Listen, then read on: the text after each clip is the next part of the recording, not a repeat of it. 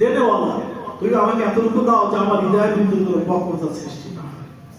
এই জন্য আমরা ভাইয়ের জন্য প্রাণ ভরে দোয়া করি, রব্বুল আলামিন তার যাবতীয় পরিকল্পনা এবং প্রতিষ্ঠানগুলোকে কবুল করেন। আমি ছোট্ট একটা আয়াতের তর্জমা করে শেষ করব। বক্তৃতা তো নেতৃবৃন্দ করেছেন। রব্বানা আতিনা ফিদ দুনিয়া হাসানা, এই দোয়াটা আমরা সকলে জানি। ওয়া ফিল আখিরাতি হাসানা ওয়া কিনা আযাবান নার। জি, রব্বানা আতিনা ফিদ দুনিয়া হাসানা ওয়া ফিল আখিরাতি হাসানা ওয়া কিনা আযাবান নার। রাসূল কারীম সাল্লাল্লাহু আলাইহি ওয়াসাল্লাম যত দোয়া পড়তেন, হযরত আয়েশা সিদ্দিকা রাদিয়াল্লাহু আনহা বলেছেন সর্বাধিক তিনি এই দোয়াটি, সবচেয়ে বেশি করে এই দোয়াটি আপনারা পড়বেন। যখন কাজে থাকবেন, কাজ করবেন, চলবেন, ফিরবেন, বাসে যাবেন, মাঠে কাজ করবেন, ঘেরে যাবেন, দোয়া পড়তে থাকবেন। আরেকটা বলা হয়েছে যে আমি কি তোমাদের দোয়ার ভান্ডারের কথা বলে দেবো? কাজ খনি, দোয়ার খনির কথা কি বলে দেবো? ছোট্ট একটা দোয়া, কিন্তু এটা দোয়ার খনি। কি সেটা? এটা আপনারা সকলেই জানেন। লা হাওলা ওয়ালা কুওয়াতা ইল্লা বিল্লাহ। ইল্লা বিল্লাহ পর্যন্ত হাদিসে আছে, আর বিল্লাহিল আলিয়্যিল আযীম এটাও হাদিসে আছে। বেশি বলতে বেশি ভালো। এই ধরনের দোয়াগুলি আল্লাহ তাআলা আমাদেরকে আল্লাহর কাছে চাইতে বলেছেন। আমি একটা দোয়ার কথা তর্জমা করি। রব্বানা, আল্লাহ তাআলার সিফাতি নাম আছে 99টি। কয়টি? 99টি। আল্লাহ তাআলা বলেছেন ওয়ালিল্লাহিল আসমাউল হুসনা, আল্লাহর অনেক সুন্দর সুন্দর নাম আছে। ফাদউহু বিহা, এই নামের যে কোনো নাম ধরে ধরে তোমরা আল্লাহকে দাও। ইয়া রহমান, ইয়া রহিম, তাই না? মুমিন, মুহাইমিন, আজিজ, জাব্বার, মুতাকাব্বির, গফুর, এসব নাম ধরে ধরে আল্লাহ তাআলা ডাকতে বলেছেন। কোন সূরায়?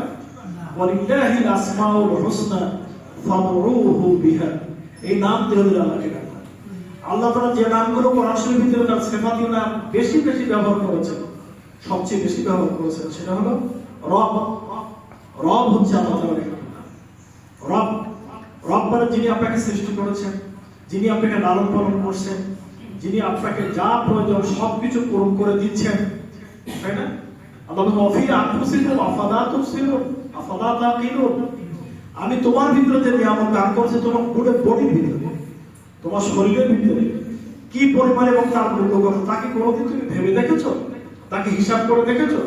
তোমার হার্টের একটা বাল্ব, একটা কর্নিয়া, তোমার কি বলে কিডনি, তোমার লিভার, তোমার ফুসফুস, তোমার বিভিন্ন রকমের ধমনী, আঠারি ইত্যাদি ইত্যাদি, তোমার মাথা, ব্রেন, মগজ, তোমার হৃদয়, সবকিছু দিয়ে বলো তো মূল্য কত?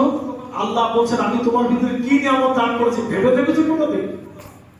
অতএব তোমরা আল্লাহ শুকরিয়া দেখো।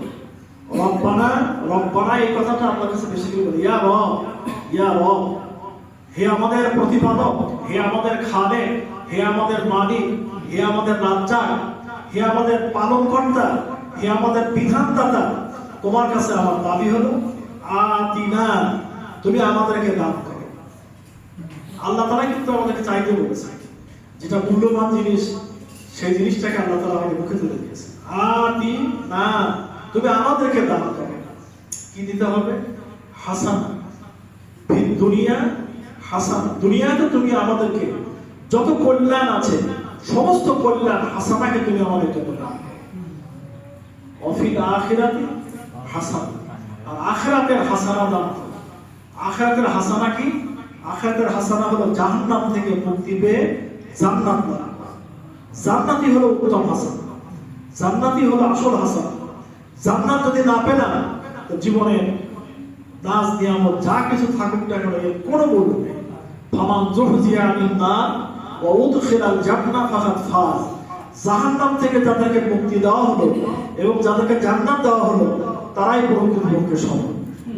তাহলে দুনিয়া হাসানা বলতে যে কোনো আল্লাহ তাআলার নিয়ামত, এটা আল্লাহ তাআলার পক্ষ থেকে হাসানা। আপনার শরীর থেকে শুরু করে নিয়ে সবটাই হাসানা। তার মধ্যে দুইটা হাসানার ব্যাপারে হযরত সালমান ফারসি রাদিয়াল্লাহু তাআলা আনহু, হযরত আলী রাদিয়াল্লাহু তাআলা আনহু দুইজন একই ব্যাখ্যা দিয়েছে। তাফসীরে বাইজাবির ভিতরে এসেছে, অন্যান্য তাফসীরে এসেছে। দুনিয়ার হাসানা দ্বারা সব কল্যাণমূলক জিনিস হাসানা, তার মধ্যে বিশেষ করে দুটো জিনিসের কথা আল্লাহ উল্লেখ করেছেন। একটা হলো ওয়ালাদান সালিহান ওয়া ইমরাতান সালিহাতান, হে আল্লাহ তুমি আমাদের নেককার সন্তান দান করো, তুমি আমাদের নেককার বিবি দান করো। আর আখিরাতের হাসানা হলো জাহান্নাম থেকে মুক্তি পেয়ে জান্নাত লাভ করা। এটাই আমাদের জীবনের টার্গেট, এটাই আমাদের জীবনের লক্ষ্য, এটাই আমার উদ্দেশ্য যে আল্লাহ তুমি জাহান্নাম থেকে বাঁচাও এবং তুমি আমাদেরকে জান্নাত দাও।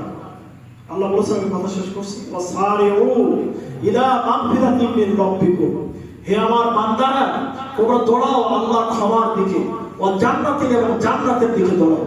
আইনা তাযহাবুন, তোমরা কোথায় যাচ্ছ, কোন দিকে যাচ্ছ?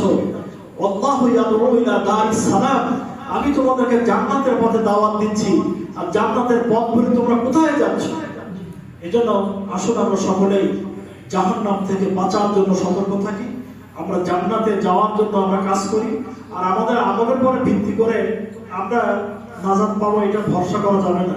আল্লাহ তাআলার রহমতের প্রতি আমরা যে কামনা করি, আর আল্লাহ তাআলার রহমত তাদের সাথে থাকে, ইন্না রাহমাতাল্লাহি কারীবুম মিনাল মুহসিনিন, যারা নেক কাজ করে চলে আল্লাহ তাআলার রহমত দয়া মায়া তাদের সাথে।